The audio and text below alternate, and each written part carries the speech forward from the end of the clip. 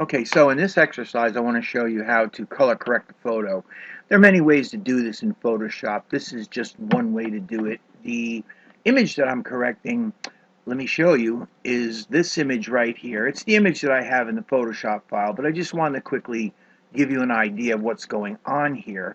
This photograph of the cabinet was taken, and this champagne sample right here is the actual sample color for the material. So I think you can already see that there's a color cast on this, and it makes it look incorrect. But let me open this up and move this over, and I think you get a better idea of what I'm going for. I need to make these cabinets look like this.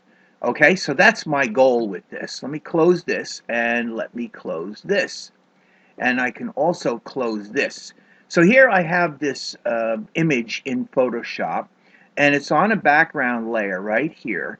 And I just want to quickly show you that I actually did do this already.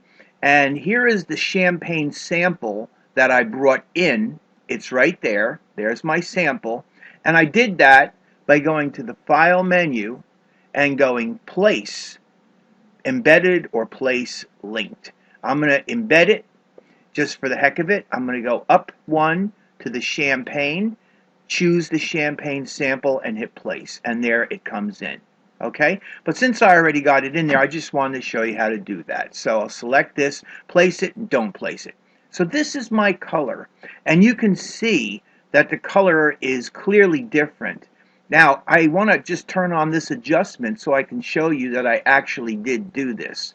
There it is. And there is where I've made the adjustment. Now, the thing that I wanted to point out with you here is that this is a tough adjustment to make simply because the picture has all kinds of reflections and stuff happening in the background. So you need to choose areas of your image that you think best represent the actual tonality of the image. My guess was that it's right in this area here, although I could be wrong. It could be somewhere in this area right here. It's very difficult, and in the end that would be up to the client to do my final adjustments. But what I'm going to do here is I'm going to get close to this. So to do that, what I'm going to do is I'm going to hide my adjustment layer, and I'm going to move my sample over just a little bit, and I am going to shoot for this area right there. So the first thing that I want to do to make this so I can see what's going on is kind of work in my layers panel, and I'm going to use layer adjustments to do this. So I'm going to drag my background layer down to the layer, and I'm going to create a new layer. This is going to be my adjusted layer. So I'll rename it adjusted. Now, one of the things that I might want to do here later on is cut this rug out. But right now, I'm not going to bother doing that. I can do that later if I want. But mostly, I'm concerned with this area in here. This is my sample. This is what I'm going for. Now, in order for me to color adjust this, there are a number of ways that you could do this. Photoshop gives you a bunch of different ways to do it. I'm going to show you how I did it. There's just one way that I did it. I'm going to use two filters. I'm going to use the brightness and contrast filter, and I'm going to use the hue, saturation, and lightness.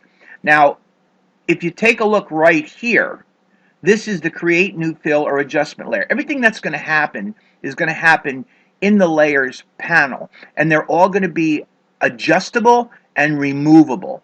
So that's why I want to do this. So I click on the adjusted layer. That's the layer that I'm going for. I'm going to leave the champagne sample showing so you can see what happens as I play with this for now. Then I'll just hide the layer later on when I'm done. Okay, so with the adjusted layer selected, I'm going to come down to create new fill or adjustment layer, click on it, and I'm going to start off by going to the hue and the saturation. So I'm going to grab the hue and the saturation, and I create a hue and saturation layer. Watch when I go to the layers menu. Okay, now one of the layers is hidden and one of the layers is shown. But just so that you understand this, if I were to work on this hue and saturation layer, it would affect everything beneath it. I want it to affect just the adjusted layer. So in order to do that, I'm going to place my finger, my little mouse cursor, over top of the line where the two layers are interacting or intersecting, the line right there. And I'm going to hold down the option key, and I get that symbol. You see the little symbol I get? It's a little arrow pointing down. It's telling me that when I click that, watch what happens. There, you see the little icon appear? That's telling me that that hue and saturation layer is now linked to that adjustment layer, and it will apply only to that layer. This is not terribly important for this particular project because nothing but that layer is showing. But if I was working on a more complex image and I wanted to adjust one of the layers, you would need to do this. So I wanted to show you how to do this because I think it's kind of important. Now that I have this layer adjusted, or this layer attached to the adjusted layer, I can simply click on that and come over to the properties. And here are my hue and saturation properties. So what I have here is I have a hue slider, which gives me the ability to play with the color. By dragging the hue slider, do you see how I'm modifying the color? That's what that slider does. This gives me the ability to saturate or desaturate the color. By bringing it this way, I'm desaturating it. By bringing it this way, I'm oversaturating it.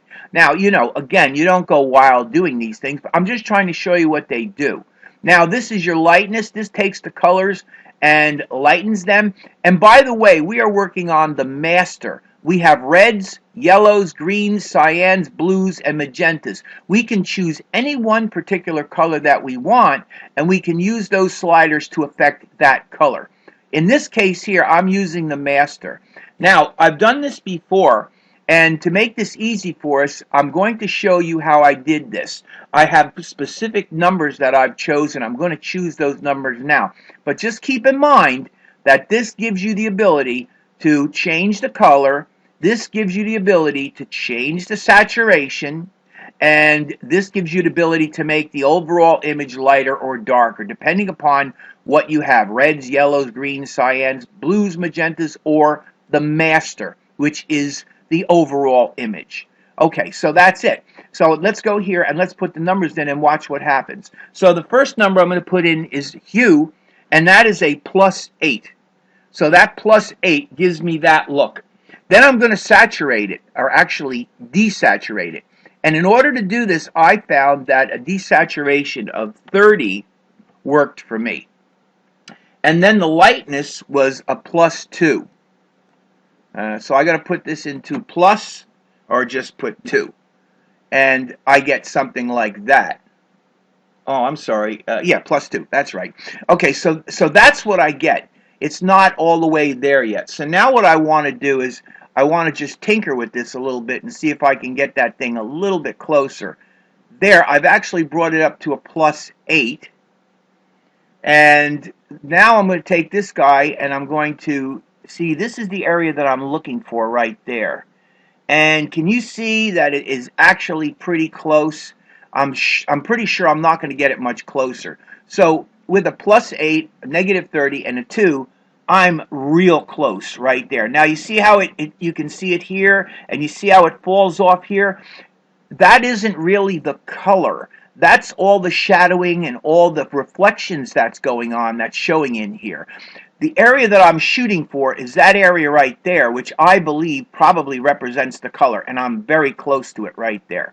So that's my first thing. Now if I come in here, take a look. Here is my hue saturation layer. If I click the eyeball to shut this layer down, see what it does? It goes back to its original look. By bringing it back on, you can see what my adjustment looks like.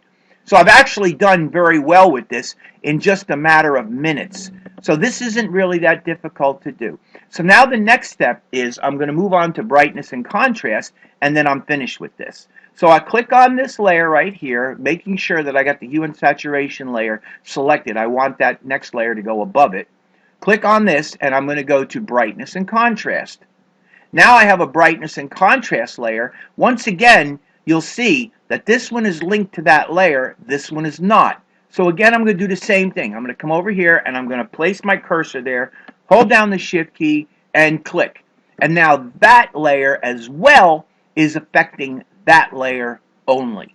All right, so now I'm going to click on the hue and saturation icon, and I'm going to come in here, and brightness and contrast. Again, what this does is it gives you the ability to change the brightness and to up the contrast or bring down the contrast on things. That's essentially what this does. Now again, I have certain numbers that I'm using in here. I'm going to try those numbers and I'm going to see what I come up with. So for brightness, I have a -2, and for contrast, I have a 7. And there you go. Again, you can see very close right in here. And I will go back to my layers, and I will take all 3 of these layers right here. Actually, let me do it this way. Let me grab this thing.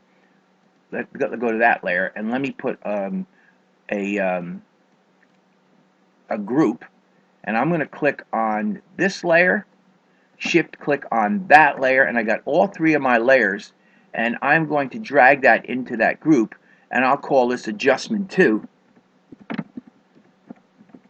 Adjustment 2. And now I can close that, and if I hide this layer, you can see, oh, by the way, I'm going to hide this too so you can see this. So here is my original. This is what the original looks like. This is what my first adjustment looks like. And this is what the adjustment I just did look like. And I would say it's probably close. And I'm going to bring the champagne back one more time so that you could see what I was trying to do. What I was trying to do is I was trying to find something that matched that color in there. Now the next thing that I would do is I would bring the client in, and I would have the client take a look at this. And what I would do is hide this for a sec. I'd show them this, then I'd hide it. And I'd say, this is what the color looks like now. This is what the color looks like before. So with the changes, the adjustments that's being made to it, this is what it'll look like, and this is what you supplied me for a sample. And concentrate on one area. You can't concentrate on everything because you're looking at reflection and shadow. Concentrate on one area, this area right there. Does that area match that area close enough? They would say yes or no. If they say no, they would say it's too dark. I would go back into my adjustments, and I would either play around with the brightness or the hue saturation, lightness, something. I would play around with them until I fine-tune it to where they want. But I would say personally that that's pretty close. So that is the exercise. That gives you an idea of how to color correct something like this using layer adjustments in the layers panel. And this way, again, it's not permanent, but in this case, it would be okay to be permanent because I've duplicated the layer. That's it. Thank you very much.